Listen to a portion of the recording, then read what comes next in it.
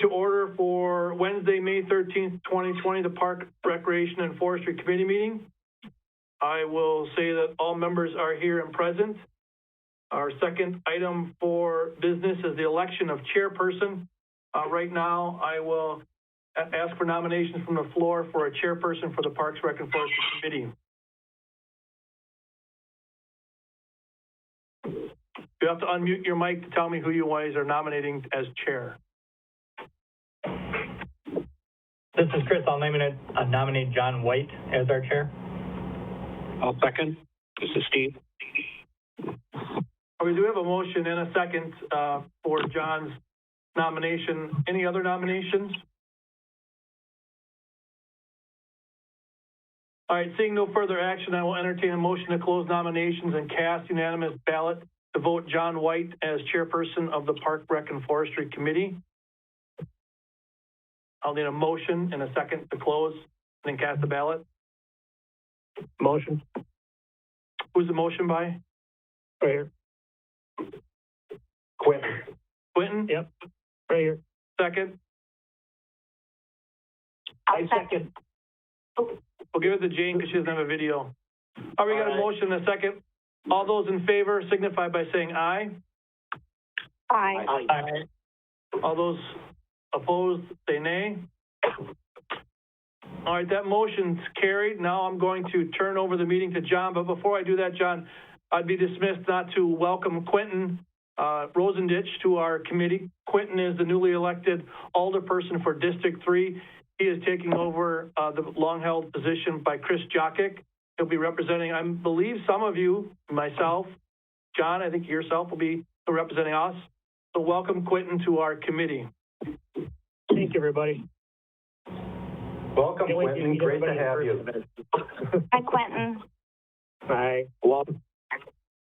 Great to have you. We're the fun committee, so no pressure in this committee, right? Sounds fantastic. Where's the beer? All right, we're going to move right on to item 3, which is election of vice chairperson. At this time, I would entertain a motion to open nominations and for nomination for the election of vice chairperson. Have a motion?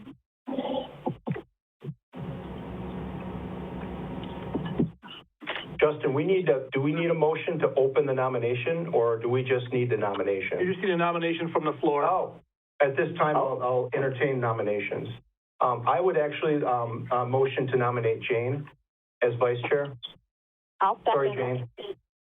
Second, Allie. And then I would entertain a motion to close any other nominations.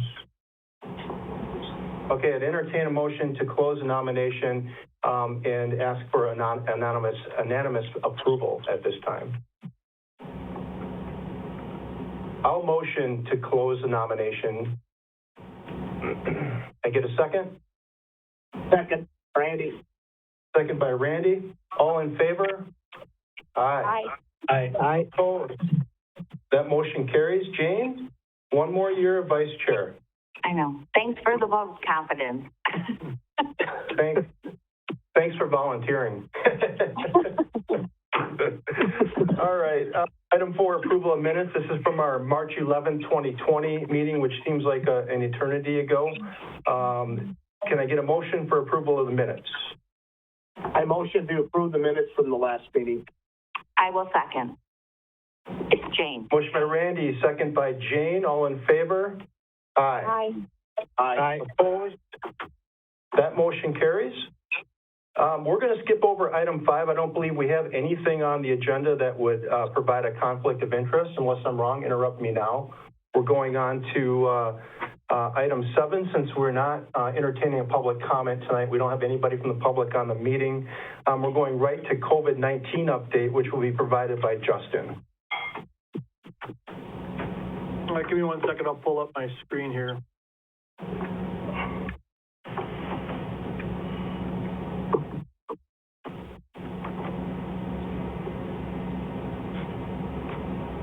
All right. Obviously, COVID-19 is amongst us and prevalent, maybe not directly in our community, but our reaction is obviously appropriate.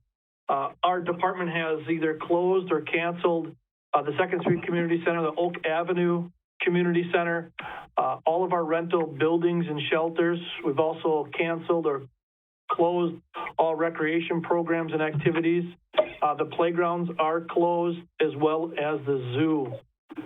All of our employees are not eligible for overtime or comp time at this point. We have furloughed or laid off all seasonal or part-time employees, or at this time of year where they're usually getting started, but we haven't hired any seasonal or part-time employees except for at the cemetery where we have mowing operations. We do not mow our parks. It's a contracted service, so that will still be a bill that needs to be paid, but the good thing is we don't have to hire or train employees.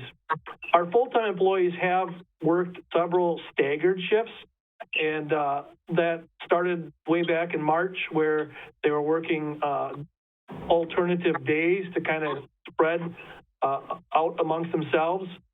So we've kind of shifted from staggered shifts to now just working 4 10-hour shifts. Our cemetery staff is exclusively at the cemetery. We're asking them not to go down by the park crew or the zoo staff. Same with our zoo staff.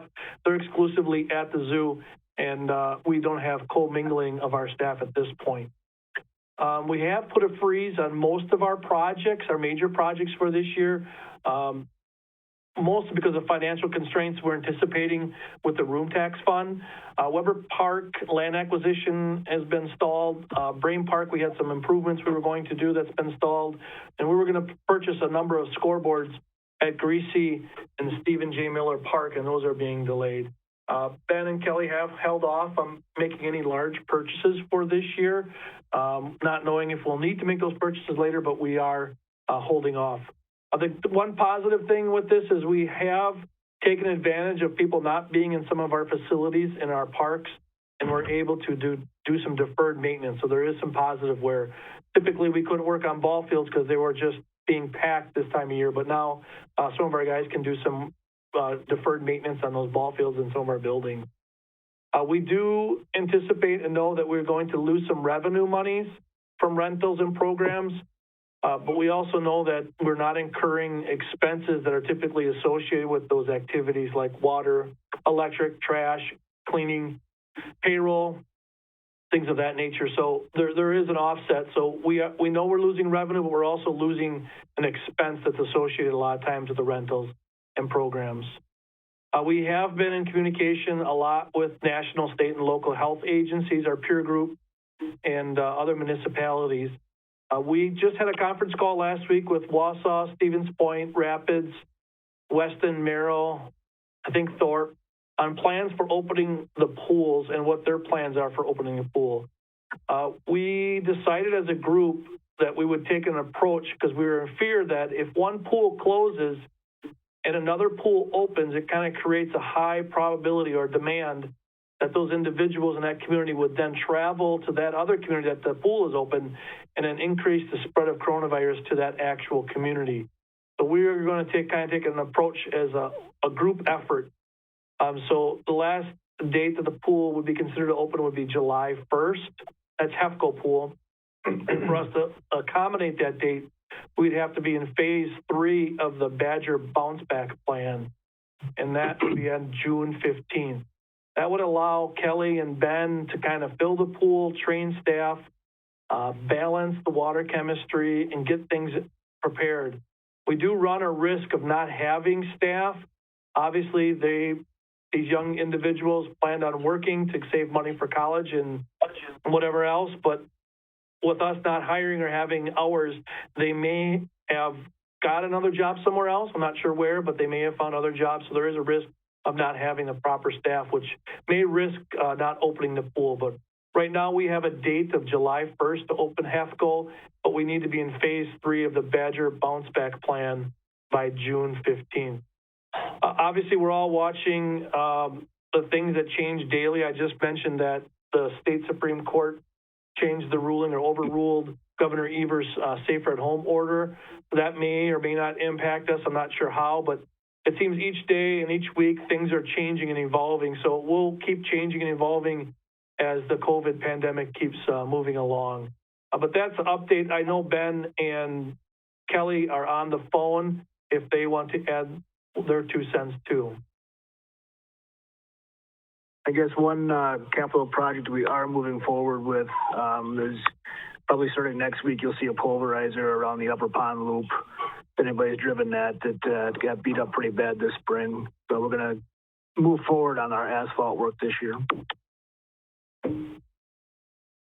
We're also saying the same thing for the senior center phase 3. They also are recommending senior centers until there's a vaccination, so they're kind of going both ways. They're saying at least 3 for senior centers. Great. I've got, first of all, I'll start with a comment. It's excellent foresight, really good approach to use a regional kind of approach with the opening of the pools. That's fantastic. Thank you for that. And I wondered, Justin, if you've seen any problems with, with the parks and, the playgrounds being closed and, kind of enforcement of that. Have you seen many problems, or has it been pretty smooth? From my perspective, and I can't really speak for PD, but they would let us know if they've seen any issues. We haven't had too many incidents of playground use. We do obviously have it. It's no mystery, but it hasn't been brought to our attention. Ben and his staff are typically the ones out and about more than Kelly and I, because we're mostly in the office, but I don't think we've had much issue with people using the playgrounds. We have had an uptick of individuals just being out, whether that's playing tennis, walking, a lot of walkers. We have a huge increase, believe it or not, in individuals getting drive-through food at lunch and coming to the park and eating their lunch and throwing it in the garbage can. So we've had to add more garbage cans and doing more rotations on getting garbage collection at all our parks. So they are being used. I think they're being used in the appropriate manner. We haven't had any issues. We did have a baseball team practice a couple weeks ago, and I had to go address the coach and let him know that they were in violation of the Safer at Home order because they had more than 10 people there, and they were obviously in close proximity to each other because they were all like in the batting cage. And then they understood that the situation, our opportunity is to open up these parks so people can use them, but to use them responsibly. Otherwise, we're forced to close them, and now no one can use them. So everyone should just act responsibly. But we haven't had too many incidents. I don't know if Kelly or Ben want to speak on anything. I don't think we've had any vandalism, Ben, that I'm aware of. Yeah, just some minimal stuff. Yeah. I've definitely noticed an uptick, especially in Weber Park, which is fantastic. People are seeing that as a really nice resource in the community. Finding a lot of those painted rocks all over, Have you? There's a lot anybody else find any of those? Yep. My daughter did about 300. Yeah. Well, we're finding them. Are there any other questions or discussion for Justin? Just because we're on FaceTime, I know some people might be at home watching. There are a number of facilities that are open. Our tennis courts are open. Our basketball courts are open. Restrooms are open. Batting cages, fields are open except for Hackman. I don't think we have the nets up at Greasy, right, Ben? Correct. But soccer fields at the fairgrounds are open. I think the university fields soccer fields are open. So there's plenty of opportunity to get out and recreate. Just make sure we're following the CDC and federal and state guidelines for social distancing. So people can still get out and use the parks, just to be respectful of those guidelines. Okay. One last chance for questions for Justin. Okay, thank you, Justin. There's no action on this item, just an update. We're gonna move right on to item 8, which is our Bram Park Forest update. We have Mark with us for that update. Mark, I'm not gonna butcher your last name, but Quentin, Mark's our city forester, as you know, and he joins us from time to time. Not a regular member of the committee, but he comes for updates. Thanks, John. So the last time we met, we talked about Bram Park and all the ash trees that are located within the park. And then we discussed doing a walkthrough with Dave Tiffany about the possibility of saving trees if the park is, or if the disc golf course is to be incorporated with the future plans. So it was probably a couple weeks ago, I did the walkthrough with him, and we counted out, we picked out about 25 trees that they would like to try and save and treat. Of those trees, they probably were, or of, I guess, the 18 holes that were in the park, you know, only about half of those, about 9 holes, had trees located in them that they wanted to try and save. And so with those 25 trees, that was, it came out to be about 268 inches of diameter that we need to treat. And calculating that out, it comes out to about $721 in chemical costs and 2 days of labor of treating those trees to keep it in-house. If we were to contract that out, you'd probably be looking at about $2,700 in doing that. So all in all, it increases our treatment cost on an annual basis by 6.5%. So that is kind of the conclusion of that.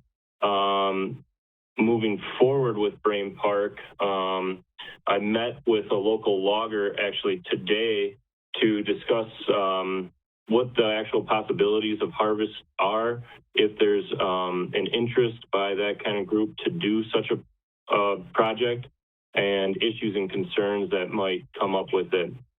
And so from the meeting and the walkthrough, it definitely seemed like it was feasible to pursue a harvest in there.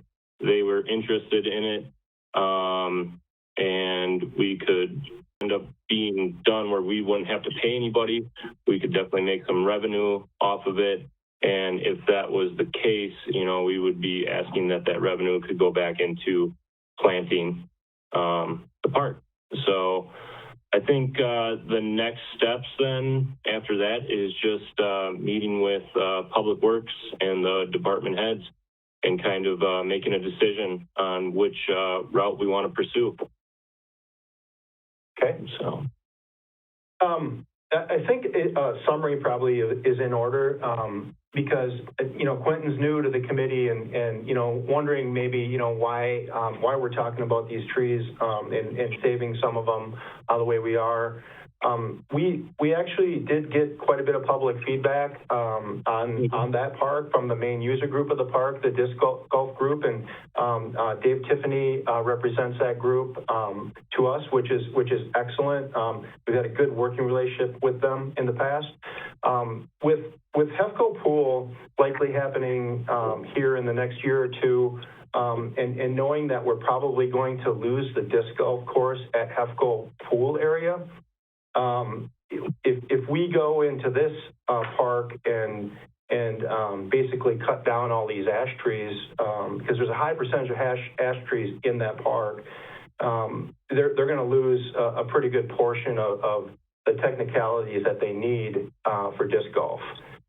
So we asked Mark to work with that user group to identify, you know, which trees they thought they needed that would keep the course technical for them and hopefully allow us to continue to, you know, harvest the rest of the trees for both safety reasons and to eliminate the spread of that, the emerald ash borer. So that's what we're talking about here. I know there's no action item today, but I think it's really turns into a budgetary concern in the future. You know, and then that's something that I guess the committee would have some input on as well. Thank you. So do we have any questions at all for Mark?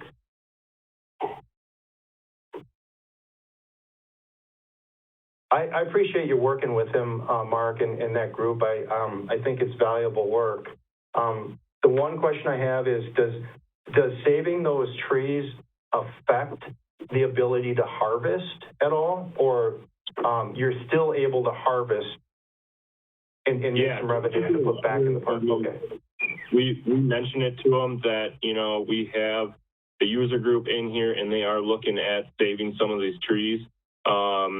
It seems like they would be able to save them. I mean, obviously they would not intentionally try to take them down, but, you know, I mean, if something were to happen or whatnot, but Sure. inhibit from doing a part of the area or whatnot. But for the most part, it seems like they would be able to work around that very easily. There is another option we also can consider, and that might be not treatment of those, but not harvesting them, and just leaving 25 trees, and maybe that gets us a few more years. I don't know if that's 10 more years or 5 more years. I really don't know, but we could decide not to treat them because of budgetary reason, but harvest everything else and leave those and still say, okay, whenever they're going to start to die, we'll have to remove them. And Mark, did you say 25 trees? Yes, 25 trees. So it's not the number there, Quentin. I think, Mark, I'll speculate 500 trees in there, you think? 100? How many trees total ash should we harvest? I think it's more than that. I thought that in the main central portion where the ash is the heaviest, it was almost 170 trees per acre. So, and that central portion was, I think, 12 acres. So 25 trees is a pretty small percentage of the overall ash population in there. So to give you guys kind of an idea, so we're looking at quite a high number of ash trees in there that will succumb to EAB. We just don't want the forest to succumb to EAB, and then we have to then respond.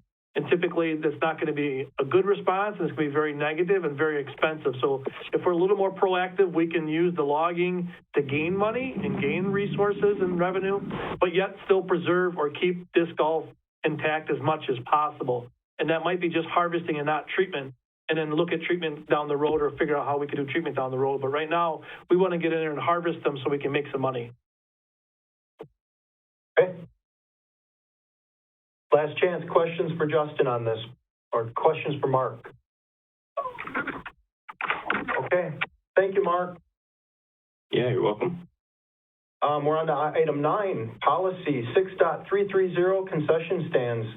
This is a point where we're reviewing and editing policies 1 month at a time. We usually take 1 policy per month. And this would be a policy that has been edited. So, Justin. Yeah, Mark, you're more than welcome to sit on the line and listen to our policies, or you're okay to leave too. I won't hold it against you. So. Yeah, we can go over just what's been going on in forestry in general then too. So I'll hang out with you guys for the end. All right, good enough. So just so everyone knows, Quentin, I'll get you caught up. We do a policy once a month. This policy was introduced at the March meeting. It gives the opportunity for the committee and staff to review the policy as a whole, and then staff takes those comments or thoughts and then edits it, which is the edited version that you have in front of you, as well as the clean version. And then we introduce the next policy right after this. So I'm going to go through the concession stands policy at this point. Hopefully you have it in front of you, or at least can view it. Number 1, letter B, there is no longer a horseshoe association. We eliminated that from the policy. We also added some language about how they and reinvest usually their proceeds back into the park or in the fields that they're in. And then it kind of talks about the different changes. You guys can see that throughout the policy. There's minor word changes throughout it. Number 2, concession stands. We added the chaparrals because the chaparrals are also a more of a major component with the Hackman field at this point. We did strike letter C, which was the Brain Park concession stand that was for the Horseshoe organization. Moving on to letter E, Gary Varsho and the Varsho League did install a concession stand. I don't know how long ago, but it was a while ago at Stephen J. Miller Park. So we just acknowledge the fact that Varsho does have a concession stand in that park at this point. It wasn't in the other policy.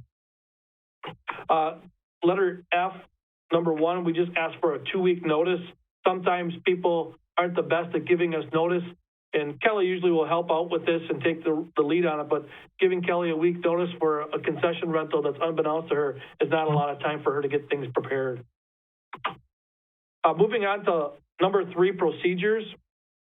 Letter A is actually just part of letter E on the bottom.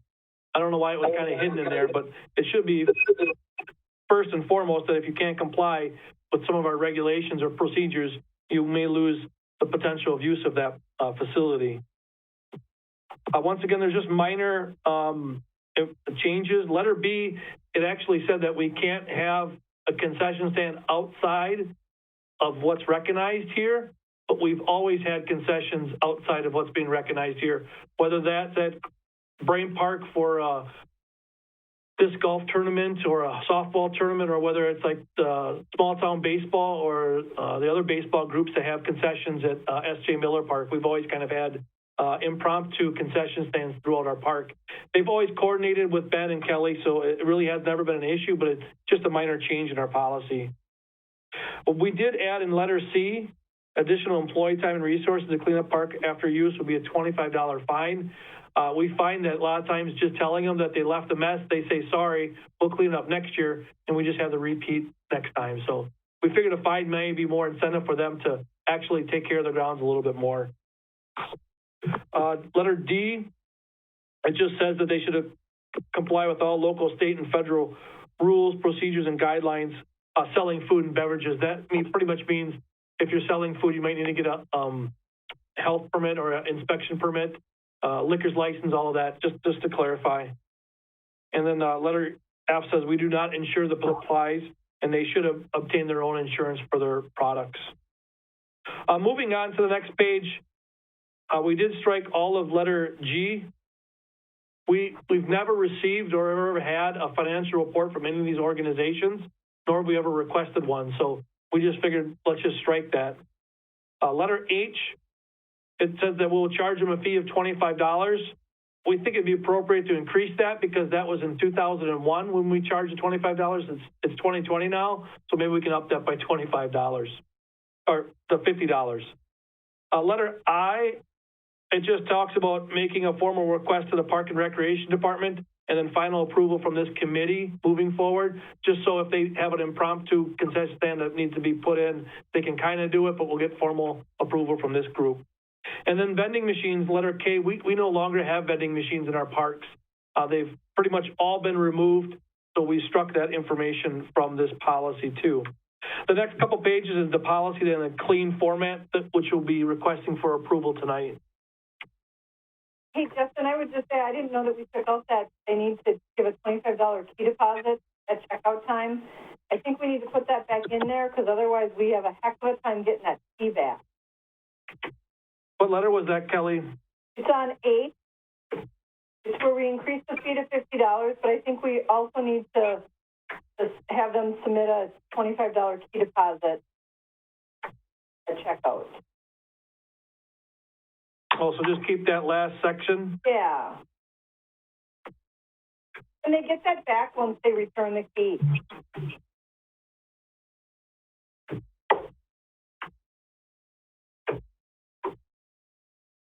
All right. Yeah, I have a question quick on how do you plan to assess the fine if they don't clean up?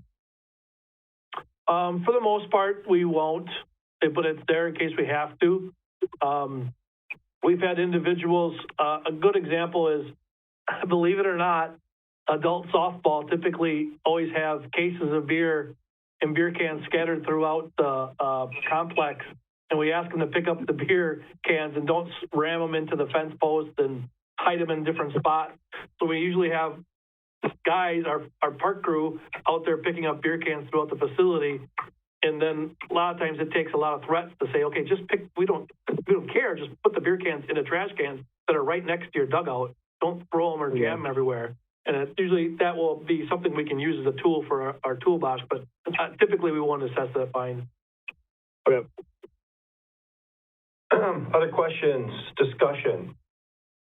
All right, Justin, you've answered pretty much every question. Sorry. Oh, sorry, Jane. Yep, go ahead. Allie. So with those other groups that don't necessarily use the concession stand but will put up tents, are they charged a fee? Typically not. These groups have a consistent permanent presence in these stands on a, I'll say year-round basis, but on a season basis. So the Shaps and Legion are there for the entire season. Same with Varsho for his entire season. They've kind of recognized that they're the ones doing everything. Like a festival, like Fall Fest, no, we wouldn't do it for that. If it was for an event, no. But if it was a different group that wanted to, I can't foresee it. Maybe the horseshoe group comes back and they want to have more of a permanent presence in that park, then yes. But right now, a one-time, one event, no. Then my other question, and this just brought up the memory of when we were approached a few years back by Hub City Ice Cream, who wanted to come into the parking lot and sell ice cream, out of like a food truck, basically. Is this an area, is this a policy where we need to address that? We can address it if the group wants to. I believe there's certain licenses they need to operate those type of concession stands, I'll call them, or food operation trucks. I don't know what they are. I don't run one, but a lot of times we don't get involved because there's not a direct expense to our operations. All of these groups have a direct expense to the city, whether that's water, light, garbage, cleaning, maintenance. But those, if they came to the park on a hot day, I don't know how we could prohibit them. They can definitely be on the street, but it'd be tough to regulate. I think this is the opportunity to put something in the policy if the group wants to. I think that's what we told them. They could be on the street. But I think that, isn't that covered in item I? In that any organization wishing to establish a concession stand is required to make formal requests, and it needs approval, right? Wait, but I think what they are would be considered a food truck, which is not quite a concession stand. I don't know the legalities, but we haven't been approached this year. If we are, we can bring this back for the committee's opinion, and we can always change it at our next meeting. But I know we was that ice cream at the ice roller? I don't remember. No, it was figure skating. It was during baseball season, and I remember the committee, we voted, it was like one of the first things that we disagreed on, because it was basically, would the ice cream sales be taking part of the regular concession sales, and how would that be affecting the program that's established, basically, and affecting their sales? And were we in charge of, it got too in-depth for just a local person wanting to sell ice cream from a I remember that. business. I don't remember the details, but I know we rejected the opportunity and declined it because it was in conflict with either the Shaps or the Legion in their baseball games or something like that. Yeah. I mean, that is memorable, though, because it is the only time that's ever happened. I don't think this committee has ever disagreed. Go ahead, Quentin. Quick thing, when we used to run some softball tournaments years ago, we used to, so like say an ice cream truck wanted to come in, you could say, well, if you're going to inhibit them from making money because you're selling cheese curds or ice cream, you could say, you're going to give me, 5 or 10% of your sales during that period of time that you're there. So that way then they get kind of a kickback. Yeah, so organizers want to add something like that, another vendor to their event, they can. I wouldn't have any problem with that. I wouldn't want them to compete with those organizations. Right. So, like the Softball Association is doing a tournament, I wouldn't want someone to set up a beer tent right across the street and say, hey, get your beer here for a nickel cheaper or a quarter cheaper. I would ask them to go and work with the Softball Association and however they can make it work for both those people. So, yeah, we typically will encourage those groups to do that. Okay. Okay. Thank you. Bottom line is they'd have to come to the committee for approval, and we'd have the same discussion, right? Right. I think it's covered. Yeah. Okay. Any other discussion? I would entertain a motion to approve policy 6.330 concession stands as edited. There you go. I'll make a motion to approve. Motion by Allie, second by Quentin. Any other discussion questions? All right, all in favor? Aye. Aye. Aye. Opposed? All right, that motion carries. Thank you, Justin. You're up next with policy 6.340, the PRASCHAK Wayside sign relating to community organizations. This is just a quick summary of that policy before next month. Yeah, this was our opportunity for you guys to review the policy, look what it, read it over. Feel free to send me comments, email or phone, whatever, and then I will edit it for the next meeting. It might be an easy edit because we don't have the sign anymore there. Chris, you're a longtime mayor. Maybe you remember when that sign was there and if we took it down. Kelly or Ben, I don't remember this sign ever being there. I remember as a kid there was something there, but I was a kid a long time ago.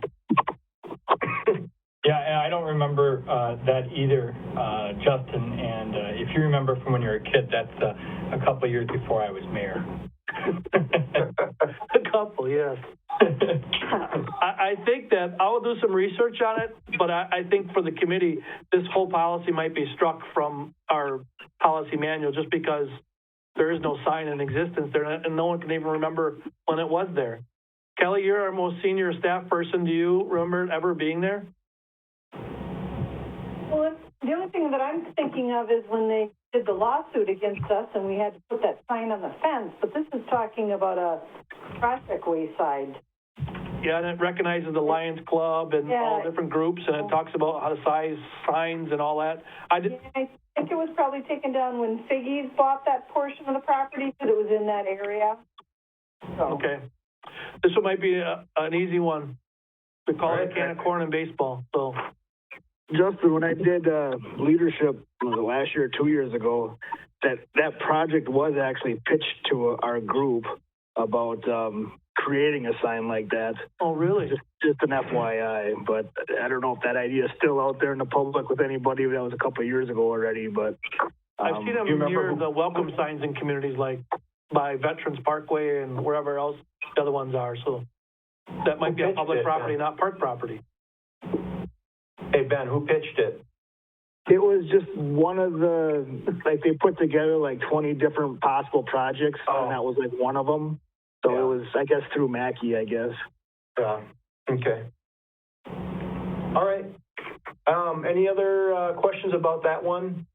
We're going to go right on to item 11. This gets us to the report section. We'll start with Kelly on recreation.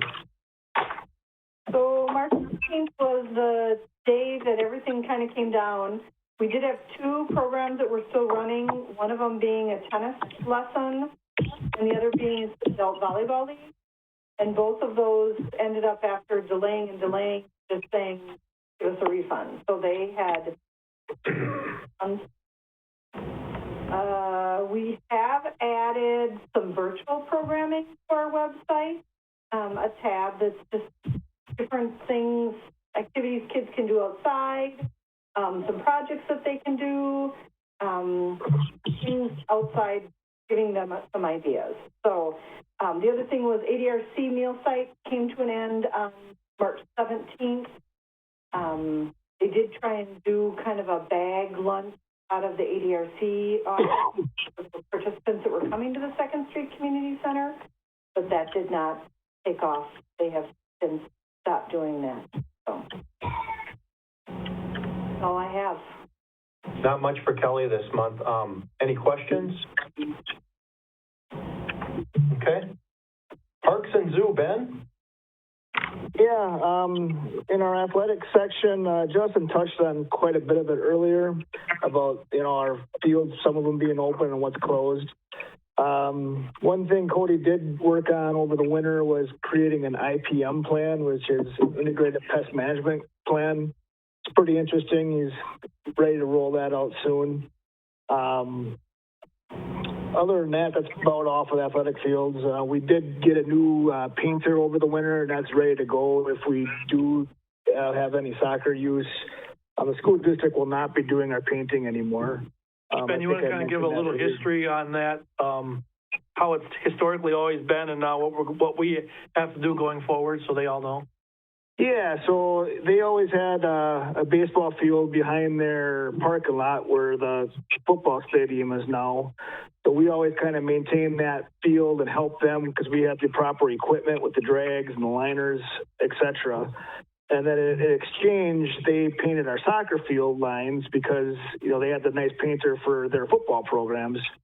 So back in the day, it was just kind of a handshake agreement. And then at some point, council and school board decided they wanted the track, and they started paying each other for those services. And now with the new athletic facilities at the school, they do not want to take, you know, the manpower and time to come and do our soccer fields.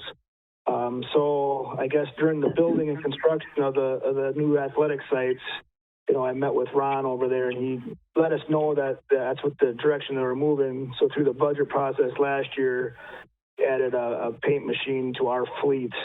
And the plan was for this spring to start doing our own lining. Okay. Do you have any questions for Ben? Keep going, Ben. Sorry. Yeah, not too much for special events going on and volunteers. One thing to note is the Master Gardeners are not doing any work right now under the restrictions. That was a group organization. That was a decision they've made. We did start our mowing operations. Justin mentioned that is a contracted service. We did Mark led the charge on our landscape maintenance this spring. Our department has taken over like the downtown landscape beds. That is something new this year. So all the tree beds on Central and the parking lots around like the movie theater and all the parking lots downtown, and the big like rotary one on Veterans Parkway. Those are under our responsibility now. We did get a nice donation from Pageant Equipment about a month ago. We took the girls from Wildwood Station and had them refurbished. So they sandblasted them and did some welding and made some new trays for us. About an estimate of about $3,000 worth of work. So that was a nice surprise donation.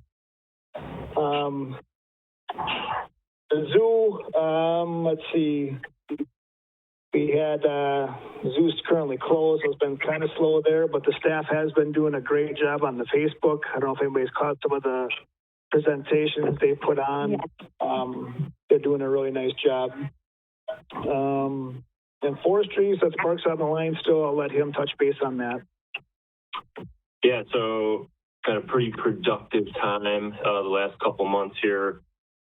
In March, we wrapped up kind of a winter pruning, was focusing on pruning some oaks and elms on the terraces, ended up pruning 124 oaks and elms and then 176 total trees, just focusing on structure pruning, getting those height requirements, more or less just the younger trees we were focusing on, the trees that have been planted in the last 10 years. And then I also conducted kind of a priority pruning assessment in Wildwood Park, Veterans Park, and Columbia Park, assessing major deadwood up in the canopies of the larger trees. And we found 48 trees in Wildwood, 1 tree in Veterans, and 7 in Columbia that are in need of some attention. So that's going to be a talk coming up here in the future, figuring out how we want to get those trees addressed and mitigate the hazards that are up there. And then another exciting thing is we have partnered with Wisconsin Urban Wood, and it's an organization that promotes urban wood utilization. So a fellow out of Auburndale approached me, and he has a portable sawmill and is highly motivated and interested in working with us and trying to use the logs that that come out of our removals and turning that wood into something and putting it back into the community. An example of that, of a future plan that we have going forward, is the Hefco pool. A lot of those trees, or there's some big trees that have to come down there, and coordinating with him, you know, those trees, they wouldn't be able to be turned into something to be put back into that project yet, but, you know, the idea would be to take those trees down and the building that's going up there, making cabinets, flooring, stuff like that, just to give an idea of what this organization tries to promote. So I think that's a step in the right direction of our trying to utilize our wood a little bit more. And so that's pretty exciting. And then we have created a forestry website under the Parks and Recreation Department. And so that's a tab under there.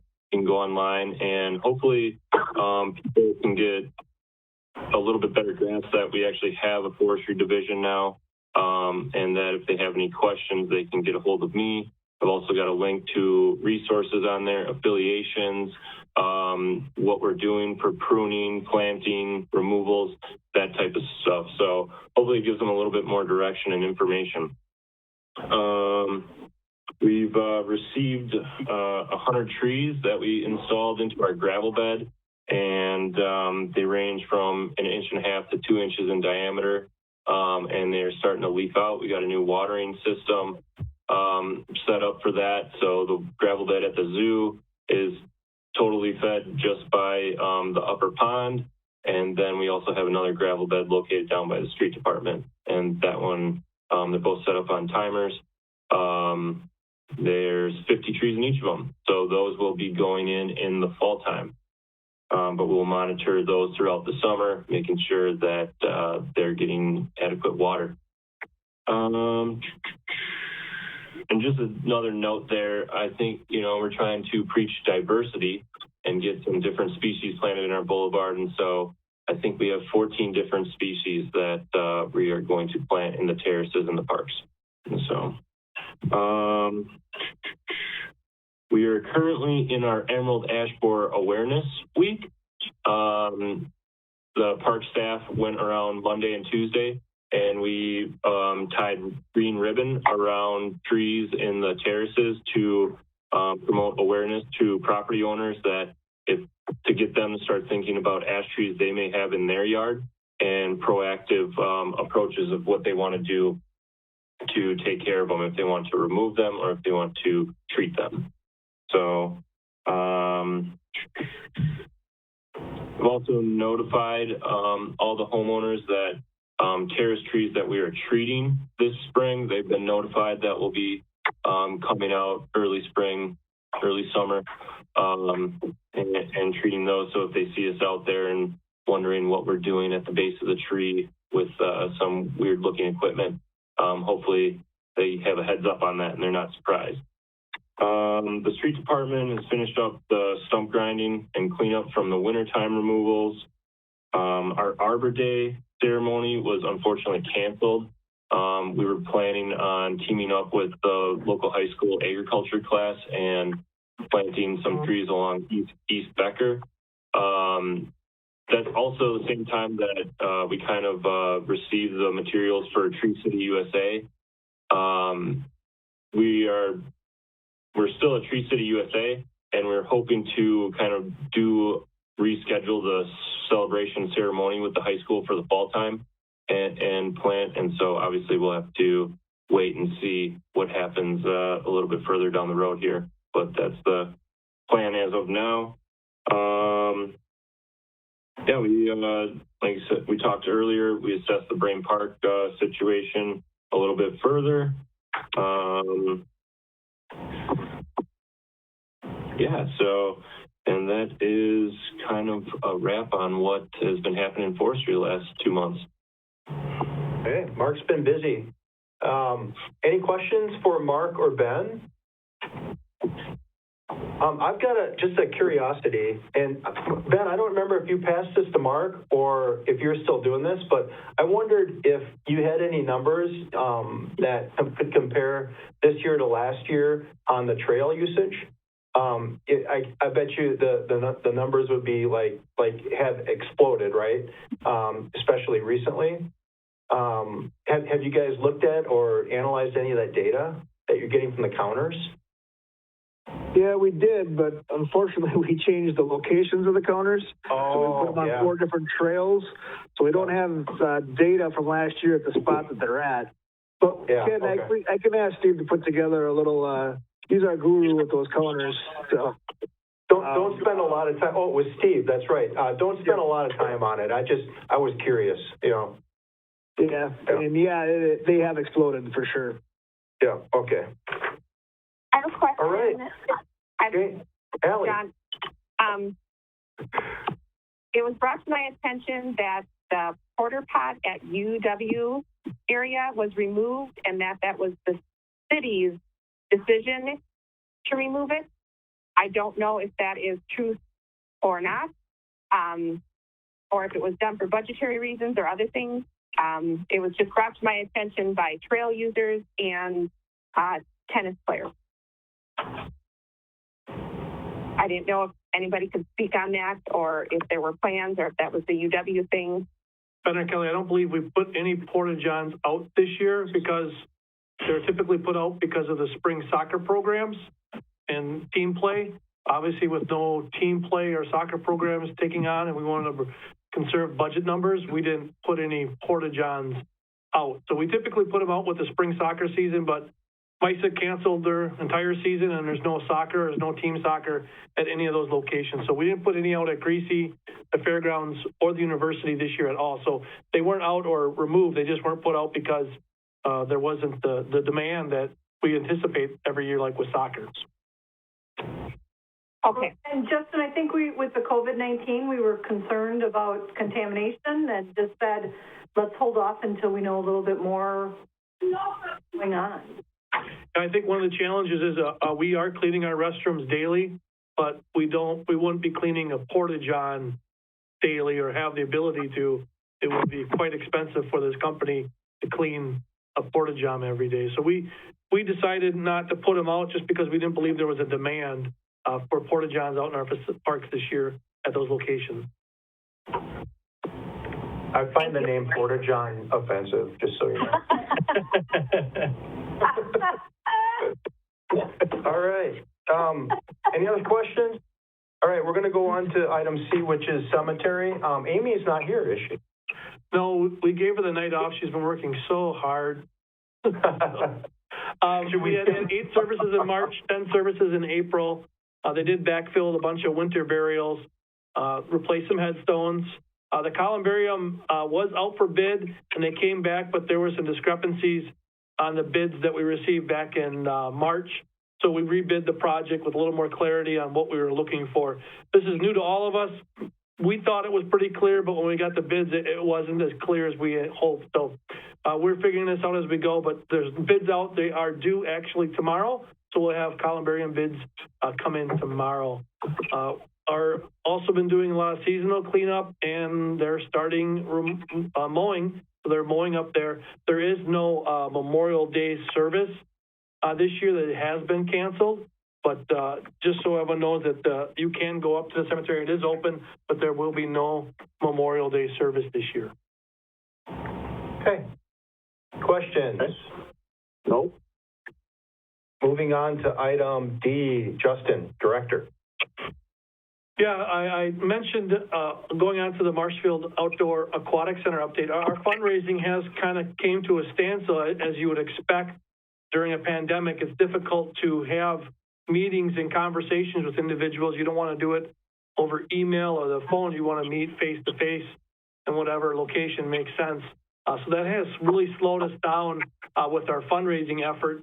I mentioned Hefco Pool.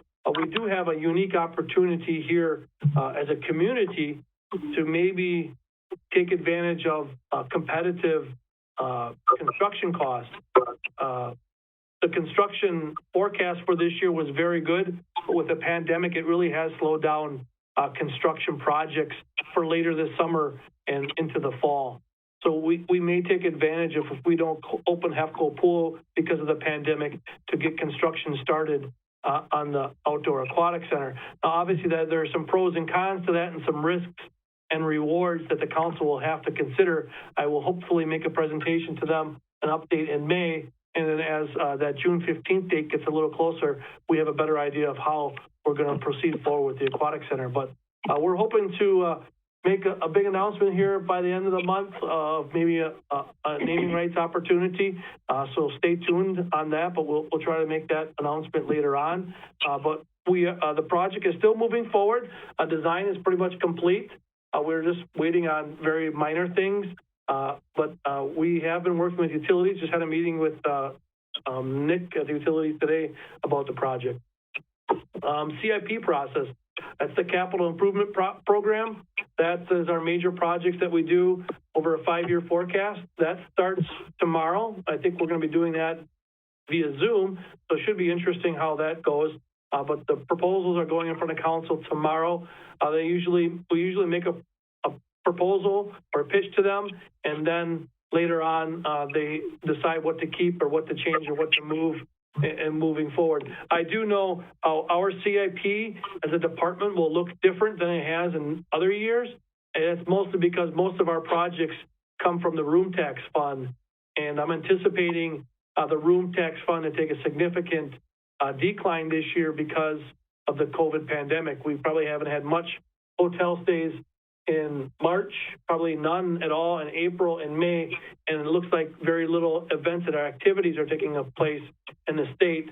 So I'm assuming that trend is not only statewide, but it'll be nationwide where room tax funds will be low. So we'll have to adjust our room tax projects and probably get some sort of approval process early part of next year, but who knows how long this will forecast. We'll just make our plans and knowing that we'll have to adjust.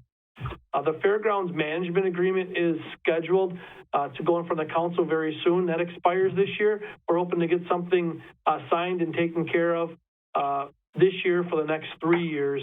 So the agreement has been going very well. Both parties, the fair and the Park and Rec, have been working really closely on different projects and different issues, but we feel they have a good handle on things now. Second Street Community Center, we do have some projects that we're doing this year in our building, which were kind of deferred or left over from the original project. And that's things we discovered, like a sound system in the Drendel room, and it's very echoey in there, so we're putting some sound acoustical panels and some different amenities. None of the windows were replaced in this building, and a few of them are broke and the sills are rotten, so we're replacing some of those windows, and a few minor things like chairs and coat racks. They're small, but we wrapped them into a larger price tag just to kind of get them all done at the same time. So many of that stuff is going on. And then the Adler Road Trail project was approved by I wouldn't say approved, but the resolution for the grant was approved by the council. And so we have a grant application out, which hopefully will happen in the next 5 years, and that project will finally come to fruition.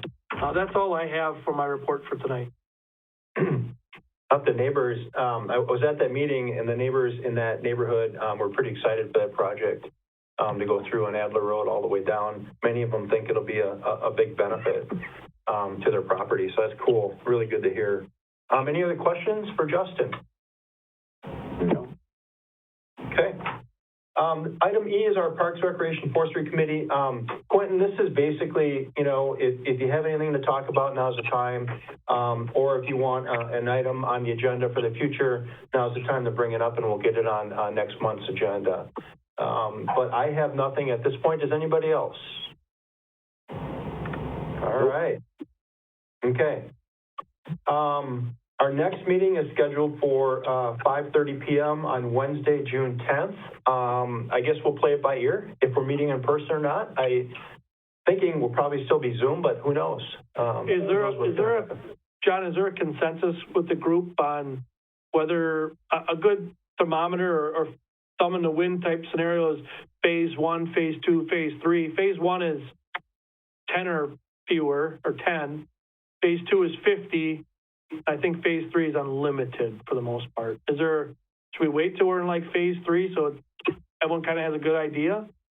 Or phase 2? I thought it went really well. I don't see any need to push it. No, I don't want to push it, but I want to make sure everyone's on the same page. Yeah, I think phase 3 is fine. Okay. You guys have thoughts? I'm okay. No, I think we can take it done like this. All right. As long as we get Jane's video working. I know. We need to know someone good in IT. I know. What's going on? Chris knows Marissa, somebody. that's who we need. I had to deal with Jane when I worked with her. I'm unable to troubleshoot anything without cookies. We've got a bit of a... Easily bought. You're furloughed next week. You've got the whole week to figure that out. I was going to say beer, so cookies too. Okay, so our next meeting is scheduled for June 10th. Let us know with plenty of room before the meeting if you can't make it, so that we know we have quorum. Shoot us an email. Typically, Justin and myself and Jane is a good way to get an email out so one of us sees it, so we know. At this time, I'd entertain a motion to adjourn. I'll make a motion to adjourn. It's Jane. I will second the motion. Second by Randy. All in favor? Aye. Aye. Opposed? We're adjourned. Thank you.